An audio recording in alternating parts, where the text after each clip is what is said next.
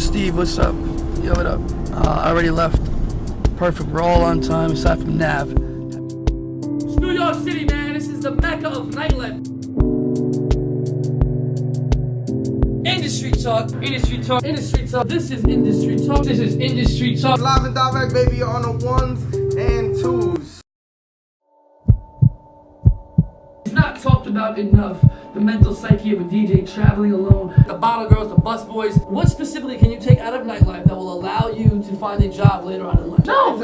Industry. Yeah, but it's something to talk about. It matters. It really matters. Those people are trying to put us on more than we're trying to put each other on. Boom. That was my answer. I appreciate you guys tuning in. We'll see you guys next week. And we out. One.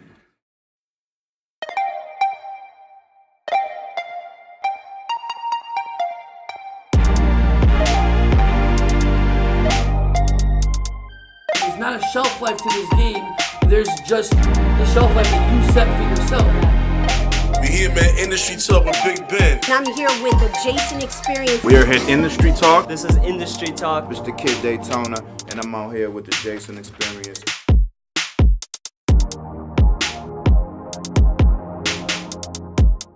This isn't a pizza you put in the microwave at 3 minutes and you come back and it's ready. It takes time.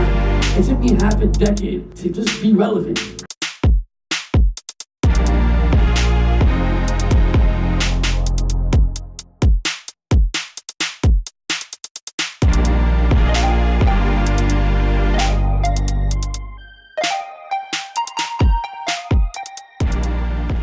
Industry talk. Welcome to the Function House, Bay Ridge. Red Hook, Brooklyn. Jesus Christ. Season 2, man. Welcome to the Function House, live from Red Hook.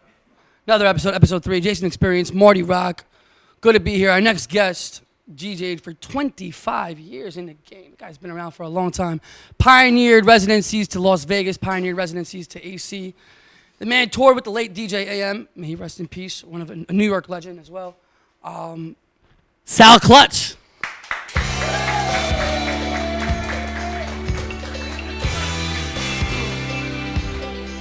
Dramatic entrance.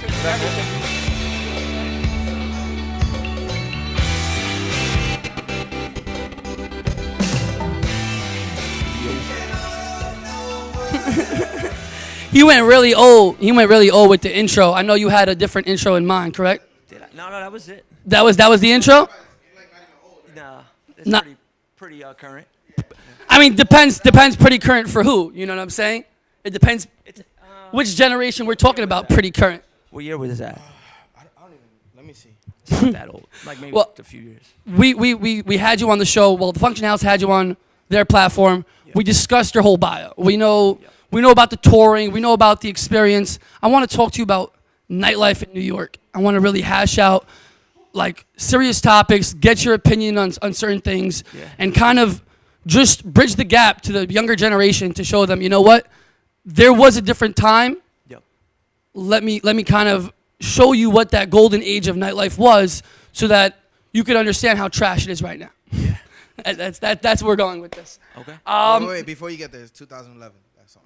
That's old. I'm saying it's not that old.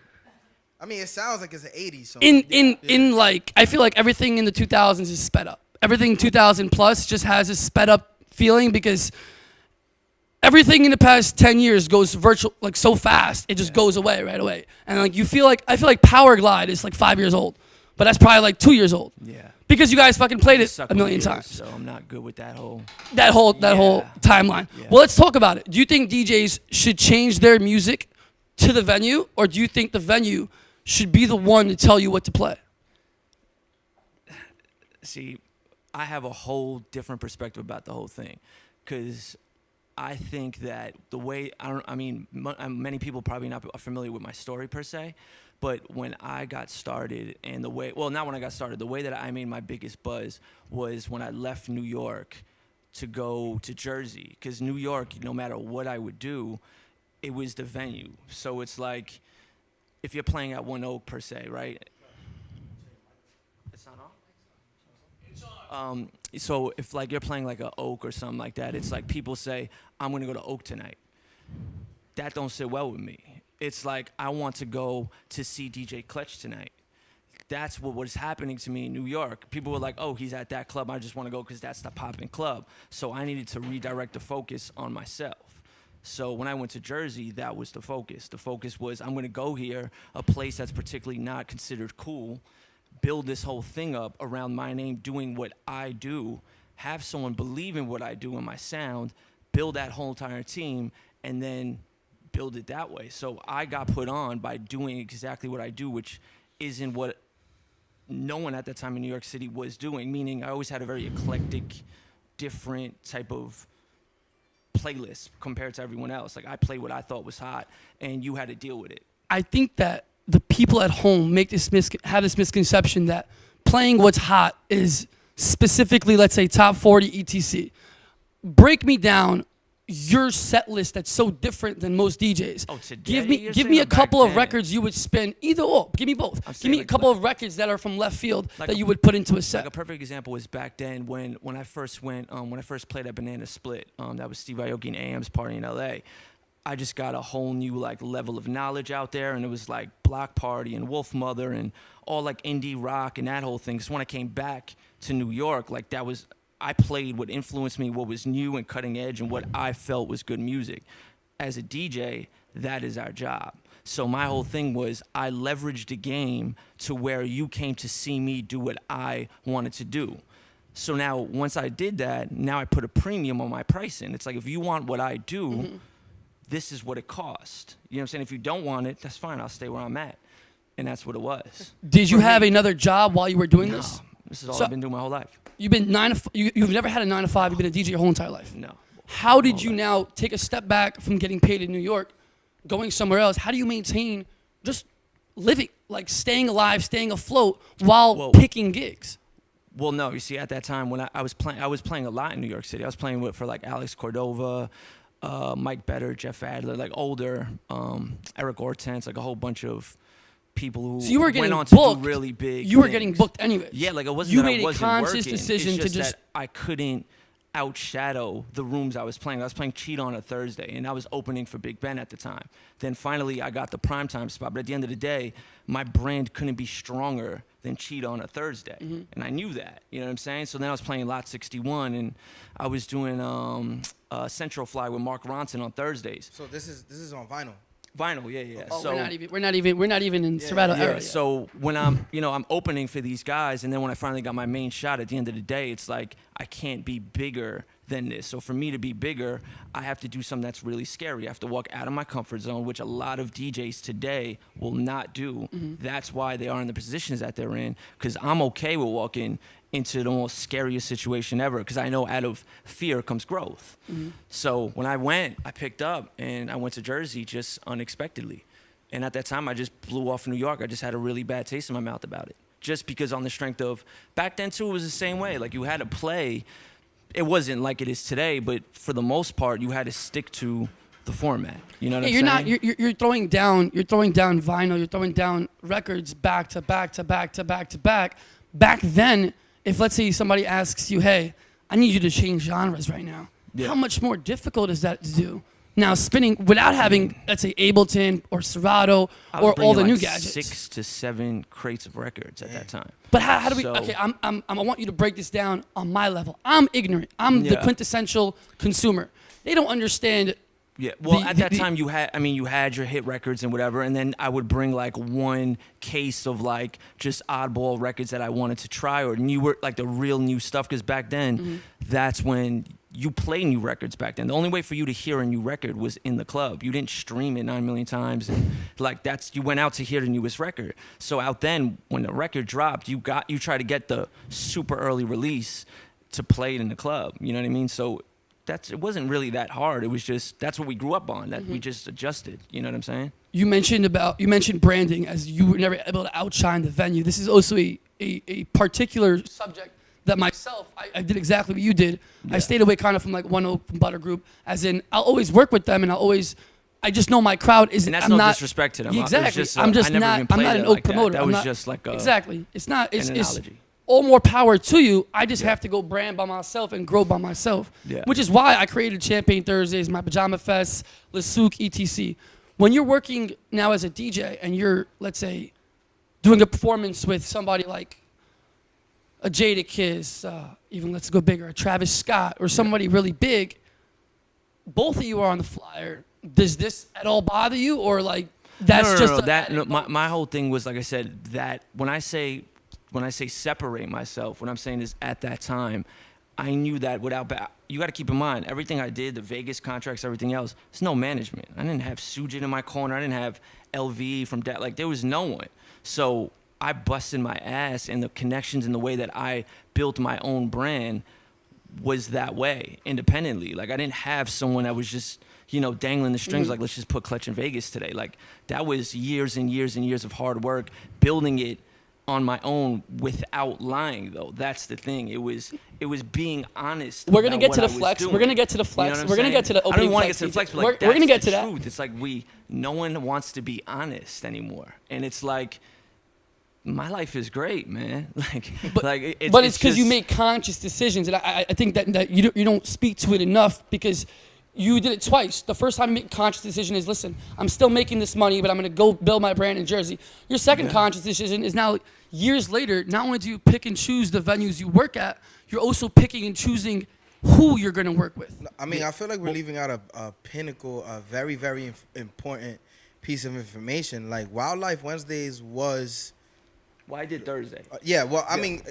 But Wildlife Wednesdays was huge. But it was huge because Deco gained that popularity because of you. Yeah, pretty much. Because V came out of Wildlife Wednesday. Right. So I've always said it to this day. Shout out to Kos and Dimitri, because those guys would always. They were owners that would take a chance. They were like, look, Klutch, like, I don't know what the fuck you're playing up here at all.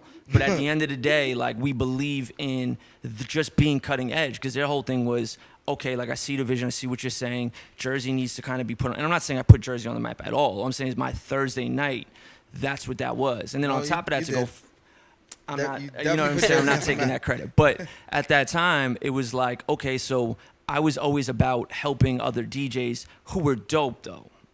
I did not care about anything else. My whole goal at Thursday was, if you play this room, you have to be dope. So we brought out JCO and Vice and Scene and AM, and nobody was doing Crooked, and nobody was doing it. My whole thing was, I was exposed. Like, I'm a lover of music and talent. So at that time, I was like, anyone that plays in this room, and when I would book them, I'd be like, look, you guys show up here and you play whatever's cracking in the West Coast. Like, show and play like a hyphy set. Yeah. Crowd wouldn't know what the hell was going on. But when the manager and owner fuck with you, they let you go. They see the vision. They're like, all right, we're building something here. Like, let them learn it. So in the next week, if I get an influence from Scene and play some crazy hyphy record that I never knew of, I put it in my set. You know what I'm saying? Or when Homicide would come through and drop like a crazy Wu-Tang set out of nowhere, and no one would expect it because they think he's from the West Coast, and just whatever. Like AM too, when he would come and play this crazy indie records. And at the end of the day, like, out of all the venues that AM played,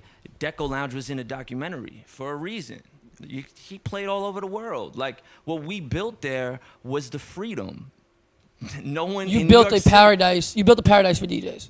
Basically, but again, do you see any other venues now anywhere that's like this? No, but again, what I'm saying is, it starts with ownership. Yeah. The owner said, bet, like, we believe in what you're doing. Like, we might not understand it right now, but how are we gonna deny it? Like, when I came in with like the Kanye West pitch.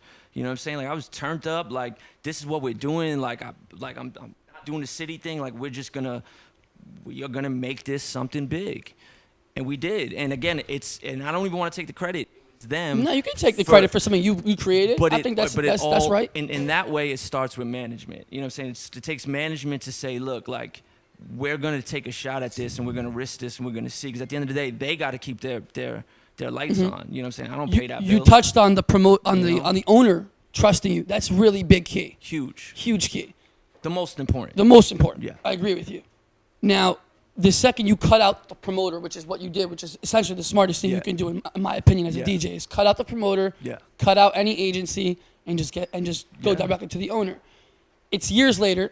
You've signed to 4 a.m. Again, I would like to say this is a conscious decision you made. You do not need management. Yeah. Love Madison, love Chachi. Think they're phenomenal. With Chachi but forever. that's even more to the point, is you can get your own bookings, but you understand that, hey, I need to now take on a different role and allow them to take over this.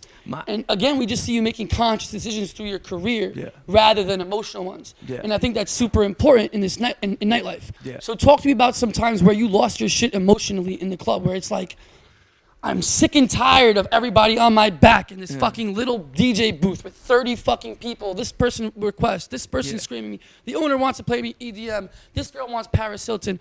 Give me one of those situations where you're just $20 fed up. that happened at Just Highline. fucking fed up. $20 that happened at Highline Ballroom. See, honestly, I've never felt to the point where, I mean, Anthony's known me forever. I never quit once. I never stopped once. Like, I never felt to the point of fed up. My whole thing is, this is how I view the game right now, is DJs like to stay busy, right? Like, they do everything. It's like press, photo shoots, like podcasts, like you name it, these DJs are I doing gotta it. come on my podcast, man. But what I'm saying is like they're just doing the most, and it's easy. It's very easy to stay busy, right? We can all stay busy. We could all be active, is what I call it. Do you know? Not really. You think it's hard to stay busy? Fuck yeah, nigga. I don't mean working. I'm talking about busy. You know what the difference between?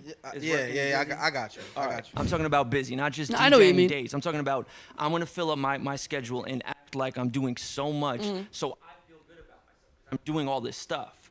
My whole thing is, it's harder to plan. No DJs plan. Everyone is like, I gotta wake up and I gotta get it. It's like this whole, I gotta hustle. That's not the move. I just sit back and I let everybody run around and take 19 million pictures, and I'm investing. I got my other shit going, you know what I'm saying? I'm building my cushion. So let's talk about you the know? other shit. Let's talk about Electric Bodega, how you got into production, because I think this is important that you separated it. You know what I mean? You have two brands. You also have two revenue streams. Yeah, and Super I also important have as my a new DJ. one with Chase that I started Okay, now. so talk to me about all three. Chase Let's get B or Chase No, Bank? Chase Lavish. It's a new artist. My dad used to teach me photography before he passed away. I tried to escape my genetics. I went to school for economics. I thought I'd work on Wall Street. Did you learn out of necessity to make money? I didn't pick up a camera professionally until I was 25 years old. When did you guys come to New York? I think we got lucky. When I was 7 years old, so that would be about 24 years ago. Hey, look who it is. There he is. How are you, bro? I'm right here. So how did you guys get into nightlife, or how did you start getting into nightlife? The scene changed. I think bands and heavy metal died off a little bit. And, you know, around college time, we were all listening to Tiesto, David Guetta, Offer Nissim. The second I turned 18, or whatever the legal age is for clubbing in New York City, for some of these places, I started going to Pasha. You know, I went to Webster Hall, and I've been going as a fan. So for you, it was more about the environment. For you, it was more about. I went to I have a bachelor's degree in psychology and film. So like I always kind of knew I wanted to go into the filmmaking route, but I always had but I just love gaining new information, being educated, just learning. I love learning. And after I graduated from college, in order to pursue the filmmaking route, I started a Pisowski Brothers page because our dad, he always wanted us to have a Pisowski Brothers.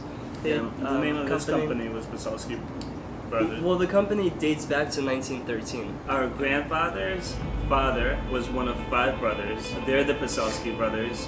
And what happened is they owned a film shop. And that was their business. They were merchants. They bought scripts, they produced them, they distributed them in Russia.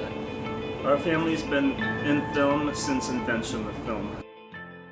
You guys are obviously developing a brand at 2013, 2014, not really knowing what direction it's going to go, how it's going to go. What are some strategies you guys use to brand the company?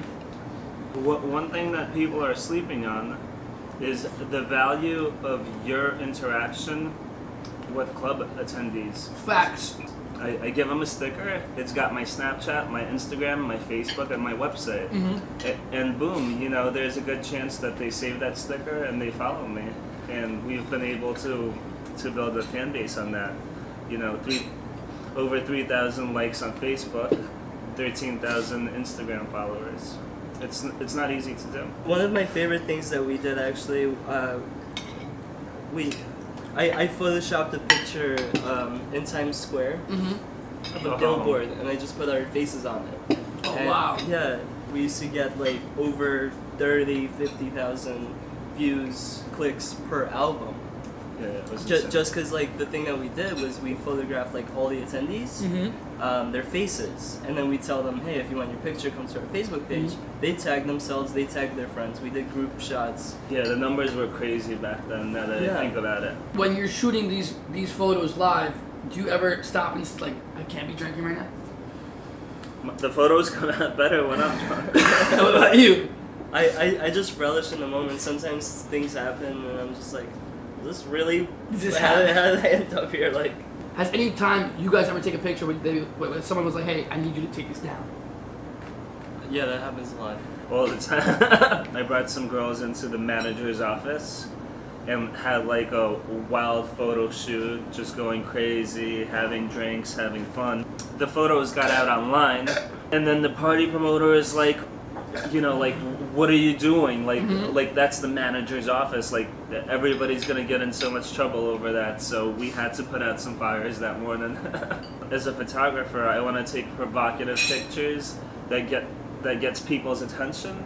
And half the time, like, the boundary on that isn't very clear. So, sometimes it might be alright, and sometimes people might lose their shit. And you can't ask anybody, right? You're in a club. Like, you can't be like, by the way, twerk for me real quick, I'm gonna take a picture. Like, you can't stop somebody while they're doing it and be like, yo, I'm shooting you right now. I can't be like, is this okay? Yeah. Is this alright? You guys wait for it after the fact, drop it, and then just see what happens. Yeah, it's a situation where it's better to ask forgiveness than permission. I got you. Yeah, we ask for a lot of forgiveness. Alright, so let's get dessert and let's wrap this up. This was fun. Alright. Got some good shit, right? Let's lock it up.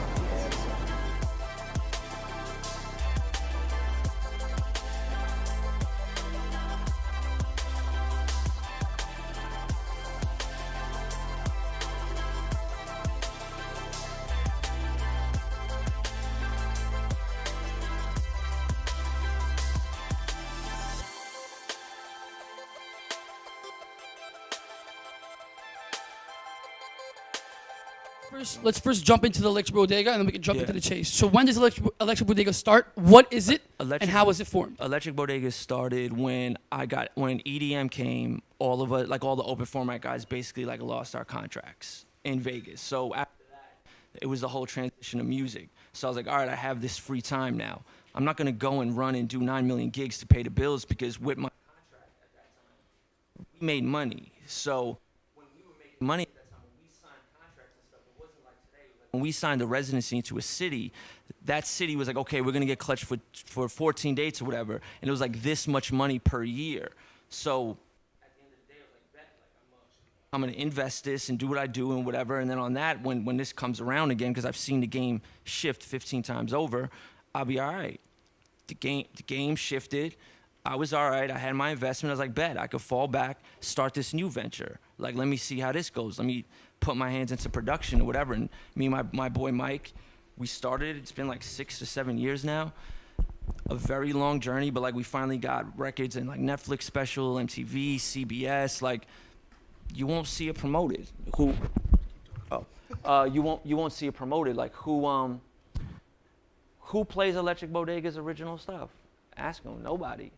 You know what I'm saying? But you're still streaming all around the world and still making sales because the world is bigger than New York City nightlife, is what you're saying. My whole thing is people got to get out of the mentality of everyone is so stuck on like, oh my God, management is yelling at me. Oh my God, I can't get booked here. I can't get booked there. Like, I feel like the goals of DJs today is so low. Mm-hmm. It's like I talk to these new DJs and it's like, yeah, like I want to get in with whatever group is popping. Then what?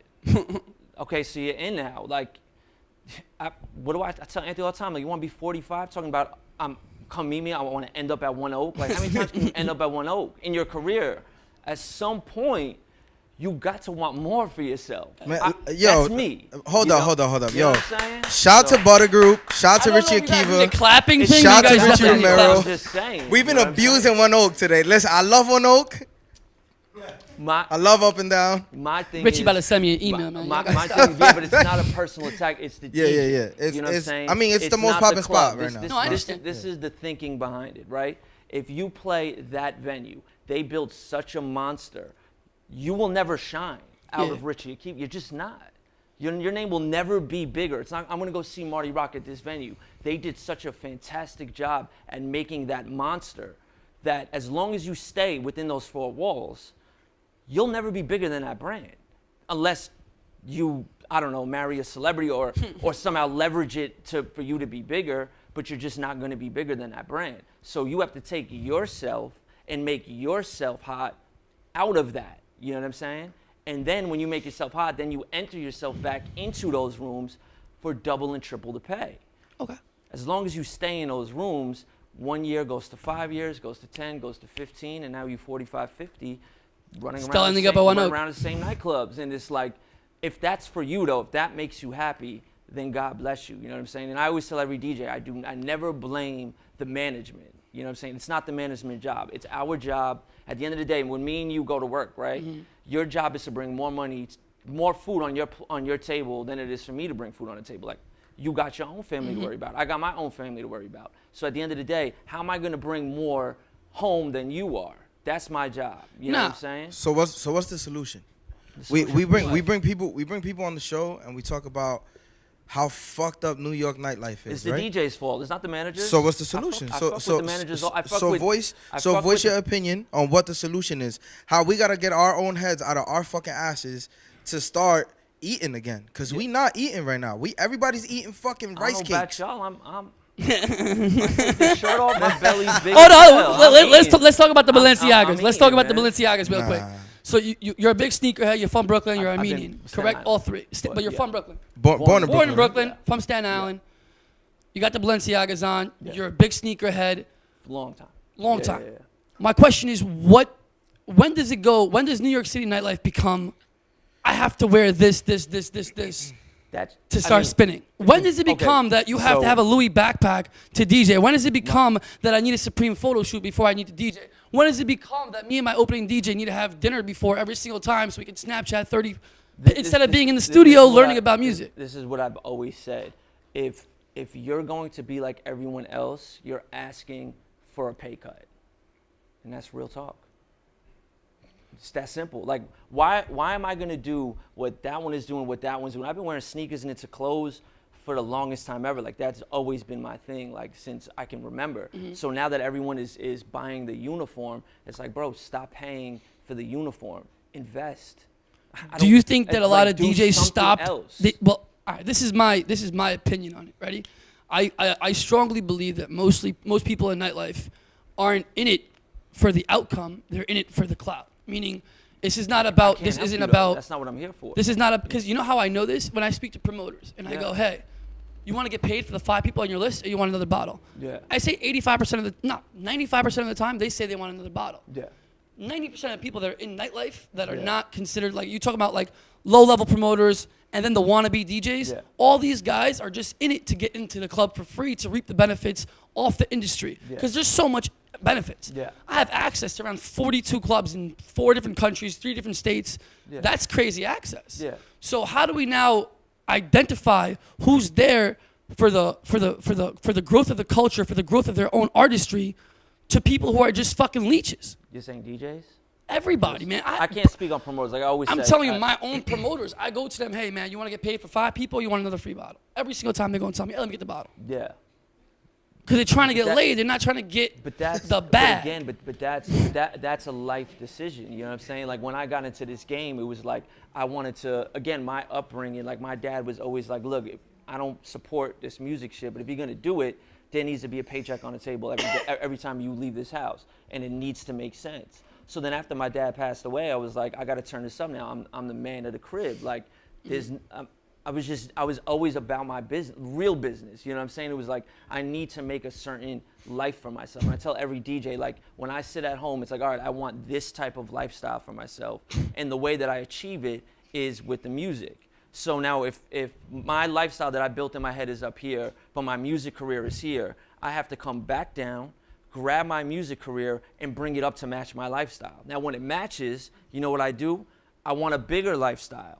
So then my lifestyle's back up here, I gotta come back down, grab the music, and bring it back up again. So when the game is going left and everyone's taking 90 gigs a month, and it's to pay bills, I get it, man, making money and all that stuff, but at the end of the day, when DJs sit back and make conscious efforts to move with a plan, no one has a plan. Yeah. You know, everyone that I talk to, when these young DJs call me, they're like, you know, I'm just out here grinding. It's like, stop grinding. Come up with a plan. Like, it's okay to fall off the map. Am I the hottest DJ in New York City right now? Absolutely not. Do I care? No. I woke up at 1:30 today.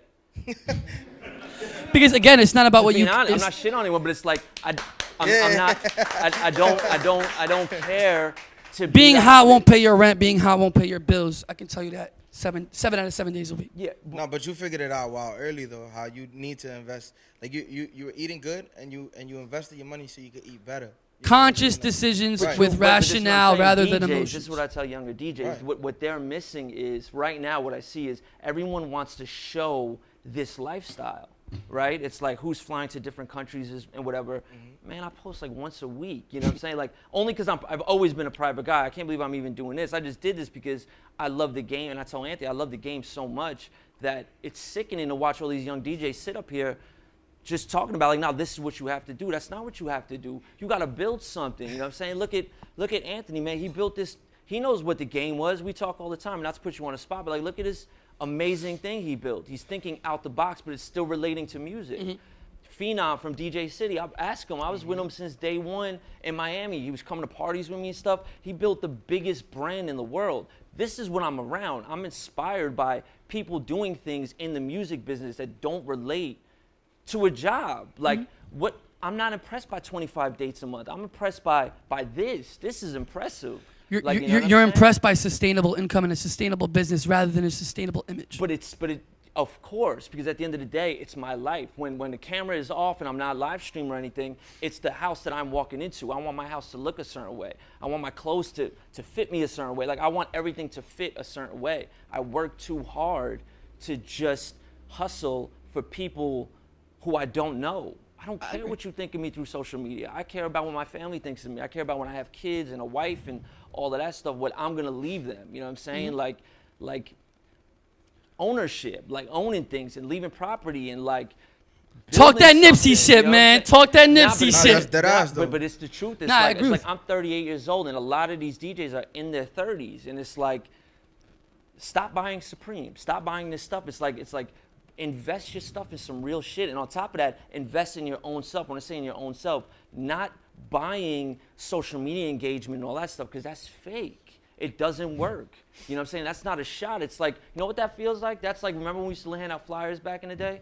That's like me taking a flyer and putting it on my car window every single day. It's like I'm promoting to myself. As soon as you stop paying the system, you stop getting the engagement. So how's that work? You have to work on yourself, and then Your that's the own product. brand. But Your this, brand is the product. But that's the hardest thing, and that's why every DJ neglects Well, it takes to build it. You're building a brand. You're not just build. But Like that's music the is thing, just you're- one component of you're it. There's so building much. You're building it for real, though. Yeah. You know what I'm saying? You're not saying, I got 1,000 likes on this photo, so now I'm popping. So to the clubs, a lot of these DJs are doing that. And To touch, I don't want to. You're shambling DJs. I want to shamble promoters a little bit for a second. So I know a lot of people are looking back at home like, oh, 1,000 likes. Well, 1,000 likes doesn't equal 1,000 tallies, and if you don't have 1,000 tallies, you're not getting paid. But this So one- I'm tired. I'm tired of these guys having like 20,000 fucking likes on a picture. They come to the club and they have 2 people. So you're right. Engagement is not always real engagement. Exactly. though. It's not always That's I feel like on point. people need to understand that the engagement is not real. So your social media can look whichever way it looks, but your paycheck will always stay the same because it's not real engagement. So you can have 600 pictures on the photo shoot that you did, but at the end of the day, when you go to the gig, the same amount of people are going to show up that they showed up before the 600 likes or after the 600 likes. It's not real. So In your world, I agree. In my world, no. yeah, I'm talking about DJs. I'm not because yes. if In I'm DJs, telling, I agree. I tell every DJ right now the biggest void in the game. If someone wants to be the hottest DJ right now, they need to work on real substantial numbers coming into the door. No one is doing that. Since the last person I saw was AM, and then it was a Paulie D in like the open format world, where you put the name on a flyer and then you get the return. You And know they what I'm will saying? come, and then you on get top- paid based off the fact that, you know what, this is a packing the household club. name that's actually going to bring a crowd rather than the venue. Yeah, so my thing is with DJs putting so much effort on the social media and buying the engagement and all these likes and everything, it's like if you took all of that energy and tried to build real human engagement, like go out and meet people or whatever it is that you do to build this engagement and brought them to the nightclub, now you could put a premium behind it. Because if I was a DJ and you never heard of me and I said, bro, I could take your club over tonight, you know what I'm saying? You wouldn't give it a shot? No, I completely agree with you. And then say you gave it a shot. I completely agree with you when it comes to the DJing. I think that a lot of DJs these days are really pushing for that image, and I agree with you. But you mentioned inspiration. One of my inspirations, obviously, like I'm really good friends with DJ Ammo, DJ Shortcuts as well from your generation, and both of them. I mean, look at Ammo. He hustles and grinds. He does payroll. He does bookings. He does so many. Shout out to Dream. I know he works for them in that capacity as well. Guy like Shortcuts, I've been to his house. I've been in his crib. I've sat in his studio. And he's you know what I mean? Dudes 10 times over. But again, so. I've watched people like you. When I say like you, I mean people that have built a brand that's sustainable for 40, 50 years. Yeah. And you can eat and you can have kids and you can create a lifestyle in nightlife that's sustainable. And I think that's the whole objective of this show is to bridge the gap between people who are ignorant and don't understand that there is a Sal Klutch. There is somebody that's taken this fucked up game and made the best of it and might actually pull off a family, kids, and an actual good life and a good lifestyle. What status do you think New York City nightlife is in right now? Again, I'm always pro owner and pro promoter. I know that's not popular with DJs. I always am, because my whole thing is it's an us versus them thing. You got to make your money. I got to make my money. I'm not going to get mad at you for making your money. I'm not going to get mad at you for telling me what to do because I'm in your place of work. Like, you booked me, so I have to do what you told me to do. But if I focus on myself and make myself a certain way, ain't no one going to tell me what to play. So if more DJs focused on building themselves up, then the promoter it would be like an honor to have you. You know what I'm saying? Like when I, again, and I'm speaking from experience, I've built my brand up and I've been to a position where I go into any city and I get text message from the promoters like, yo, Klutch just played this, and that. Like, what the fuck? Like, not even in a bad way, but like, yo, he went ham. And everyone left me alone because I built my brand so big at one point that that's what I was getting booked to do. So when your name is bigger than the promoter, you get to have your freedom. So don't be mad at the managers and owners. I mean, managers, promoters, owners, whatever, for them restricting you. They're not restricting you. They're doing what's best for their business. In these places like Oak that I keep mentioning or whatever, only because they're the hottest, they know what they're doing. They've been here for ages. They're making billions of dollars, whatever it is. Like, who are we to say that they're wrong? They're not wrong. We're wrong. So if you're making $300 and they're leaving with the club with $500K, you're wrong. Reevaluate what you're doing for a living, like what your plan is. Like, it's not your job to tell me, you know what I'm saying, how to make myself hotter. You got to sit at home with yourself and figure out how much you want out of your life. DJs ain't doing that. That scares them. You know, when the lights go off and you laying in bed and you got to ask yourself, man, am I happy? Like, is this where I want to be at this age?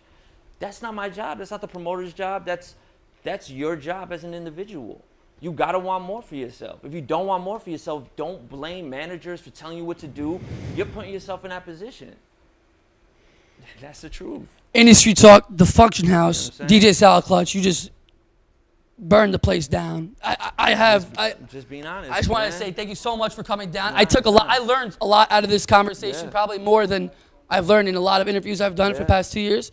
So we're gonna have to do this again in season 3. I mean, we've been had these hour-long conversations. Hour! You can't get this guy off the phone. We talk like we're fucking girlfriends, yo. Like that ass. Like we just go on, and I'm always like, I feel this big every time, and it's not a bad thing, but I just feel this big because my whole thing is not you're just dropping jewels. But I'm not like, that's the thing. Any DJ that calls me for advice, it's never on some shitting shit. It's like I've been able to see great success doing this without being in front of social media. And my whole thing is that starts with being honest and wanting the most for yourself. And I tell DJs all the time, you have to scare yourself. Like when I started Electric Bodega, 8 years. We went 8 years without making no money, man. No, but you know what I'm saying? Literally. It takes to build a brand. But this is what I'm saying.